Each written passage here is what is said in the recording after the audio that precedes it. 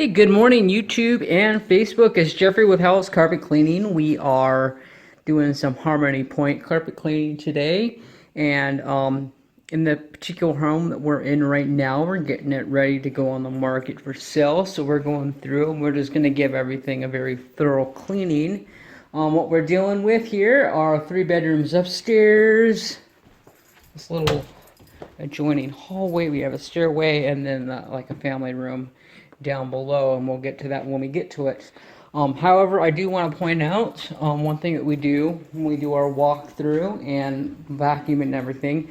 If you make sure that we pull all these vent covers off the carpeting, so that if they should happen to become wet or damp, that they will not have any ability to possibly leave rust or anything on the carpeting.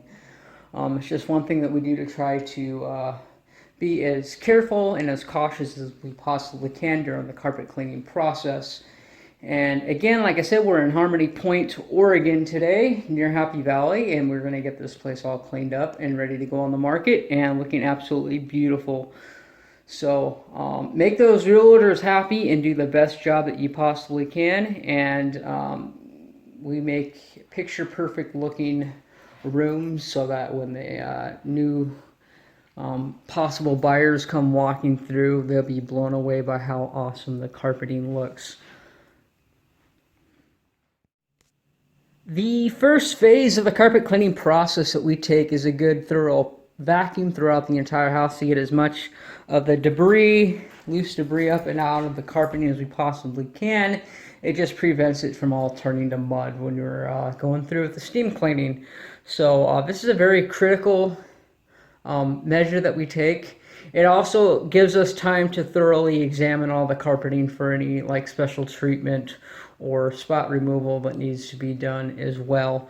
One thing, regardless of the vacuum cleaner that's being used, I use a Kirby because it is very has very good airflow and suction, and very good at picking up abrasive debris from the carpeting and from down below.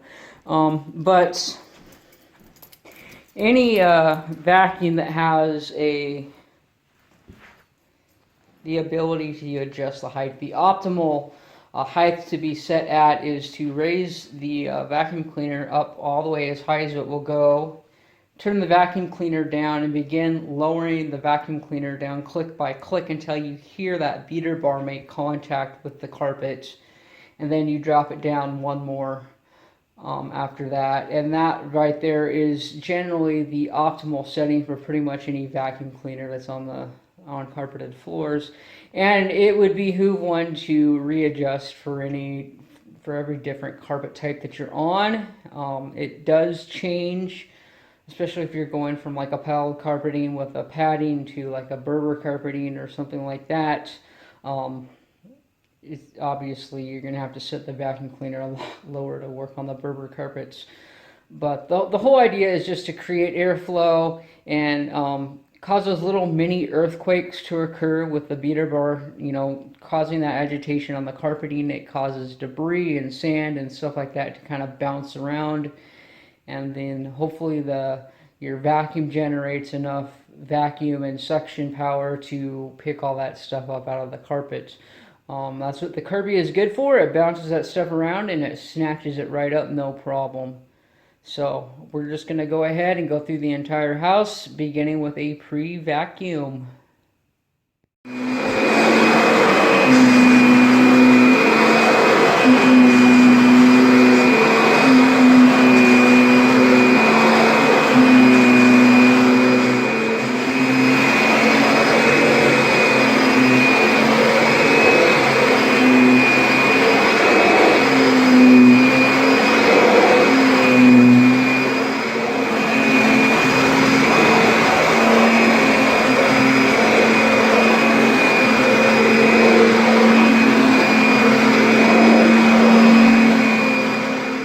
Alright, so that concludes our dry soil removal. And one thing to note is that with the average vacuum cleaner, it literally takes about 7 passes to get an adequate amount of that dry soil lifted up out of the carpeting.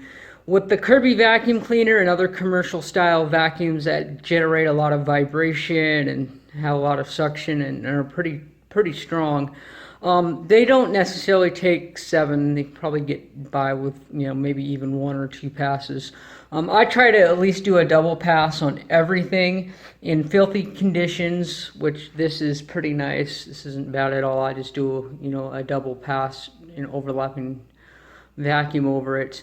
In other situations, I might go back through and vacuum an area twice, just once in one direction and once perpendicular in another direction to get it from a 90-degree, you know, so you're getting the fibers in all different directions. And this brings us to a pre-spray application process for the purpose of soil suspension.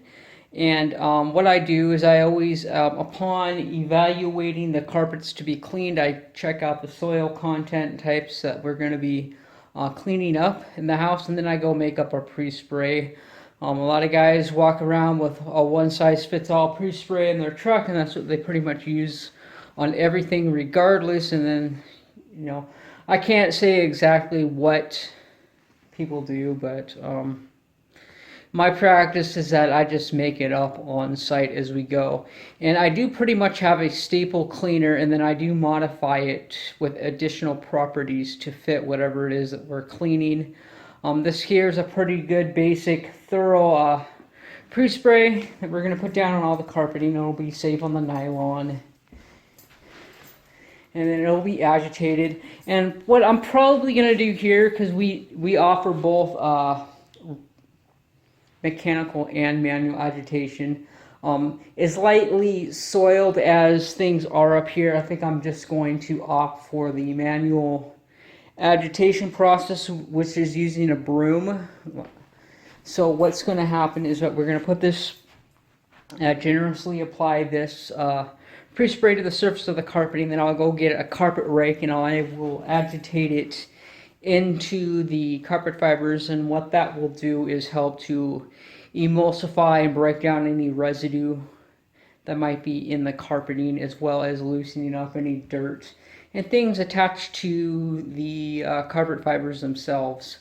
And again, like I was mentioning before, this is a very thick, high count fiber type. So when it comes to the extraction process, it will allow the section of, or I guess it'll allow the wand to adhere tightly and make a good contact and suction with the carpeting as far as pulling up all that loose moisture and any of the nasties that we're wanting to try to extract from the carpeting. But for now, we are going to do the soil suspension process here and groom it in real well and allow it to dwell in the carpeting as we finish setting up our other lines and hoses so that we can do a steam out.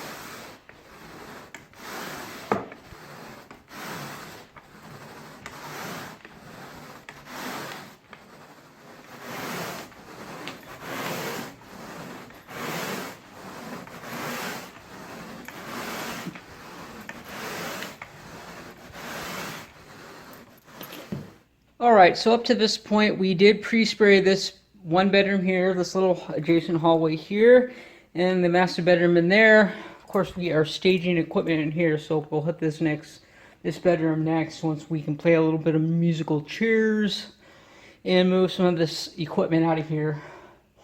But anyways, going back to the agitation process, which is very critical as well, is to help break down the residue and loosen the dirt and all that stuff in there, because the process of the agitation helps to really accelerate that soil suspension process and just accelerates it greatly so that you get much better results and everything. So when looking for a professional carpet cleaner to come and service and clean your home, office, or workspace, whatever, you really should find out if they do any agitation, because the agitation will dictate whether or not, kind of give it an indicator as to how thorough of a cleaning job the company is doing. So just let that, kind of sit in the forefront of your mind when you're looking for carpet cleaning. Look for agitation. And then looking for a pre-vacuum is also a huge plus as well, because a pre-vacuum is going to help to increase and boost the potency of the pre-spray that's going down on the carpeting, because the less debris that it has to contend with, the more effectiveness it's going to have on residue and debris that are actually stuck to the carpeting, which is what you want the pre-spray to attack. You don't want it to be attacking all the little the little debris that are just kind of floating around in the carpeting, because that stuff is going to come out regardless with the vacuum. So there's no sense in turning that stuff to mud and wasting your pre-spray on it when if you do a thorough vacuum, that pre-spray is going to have a more of an optimal effect anyways. So those are some things to be looking at when considering professional carpet care in the home. Okay, with our hoses and lines running in, we are ready to do the steam out. Water is about 240 degrees, nice and hot and steamy, and it's going to do a really good job of cleaning it up. So we've already gone over this area here. Now, another thing to keep in mind when you are hiring a professional carpet cleaner to come into your home and service the carpets and all that, it is going back to I guess the statistic I made with the pre-vacuum is that with an average vacuum cleaner, you need about 7 passes to get as much debris out of the carpeting. The same is also going to be true with the wand, as far as picking up moisture and debris and the sticky residues and things like that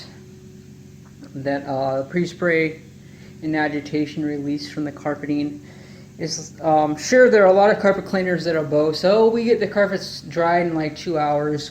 But when a carpet cleaner goes over your carpets with their wand and they're putting that water down and rinsing the carpets out, they need to go back over it with a dry pass just to get as much moisture up out of the carpeting as possible, as well as picking the debris and things that are up under the surface of the carpeting, because that is really the culprit. So getting that debris out of the carpeting, probably for me, in my opinion, is more important than just polishing up and making the surface of the carpet look pretty.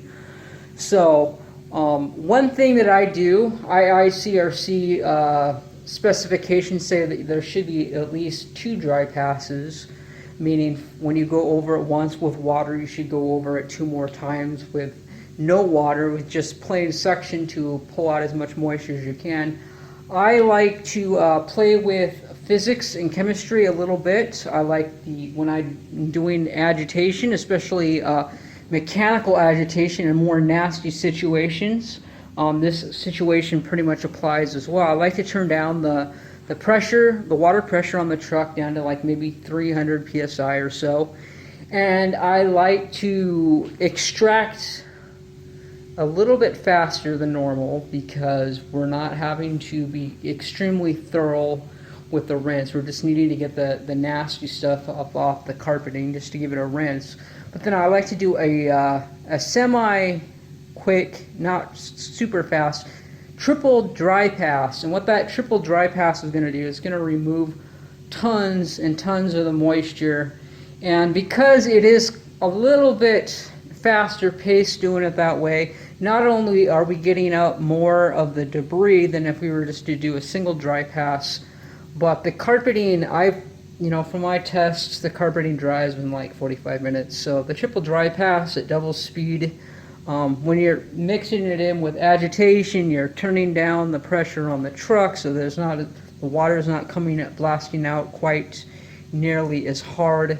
You can play with all those things and come up with a happy median that gets optimal results that you're looking for. This right here, if you notice how tight these dry passes are, that is kind of just an indicator as to the overlap that I'm doing here to get as much moisture out of the carpets as possible. And that's the way that I prefer to do it, because the customer deserves the best, and I'm always going to be delivering the best VIP service that I possibly can.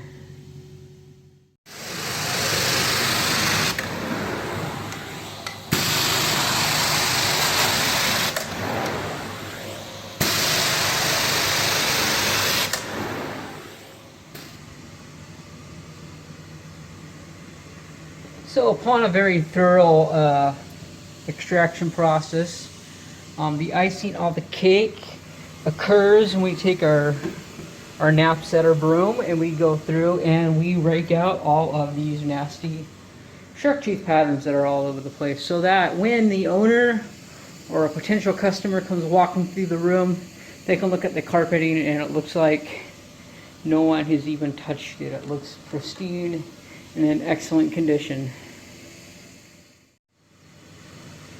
So this here is the way of Howells Carpet Cleaning. And what we're going to do now is we're going to repeat this process throughout the rest of the house and get it all cleaned up. I hope you enjoyed today's video.